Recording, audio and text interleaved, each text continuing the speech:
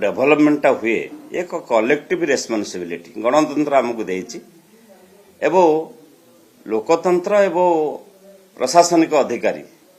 ये दुई जनक एकाठी नहले विकास संभव नुह आमे विश्वास को नबा उचित सरकारी अफिसर मान को एवं सरकारी अफिसर मान मध्य लोक प्रतिनिधि को सम्मान दबार अछि एई भली क्षेत्र रे जोटी व्यतिक्रम हुए से अंचल विकास व्याहत हुए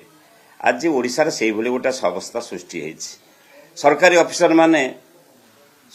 विश्वास को नहीं पारना बोधे सरकार जो ये भली घटना विभिन्न अंचल घटुची एवं सबुठार बड़ कथा तांको दल बिजु जो आमर ओडिशा शासन व्यवस्था भितर बीजेपी दलर कर्मी माने लगाम छड़ा हो जाइछन्ति ब्लॉक ठारू तहसील ठारू आरंभ करी विभिन्न ऑफिस रे जाई सरकारी अफिसर मान को जुलम करिया गोटे प्रैक्टिस रे परिणत है।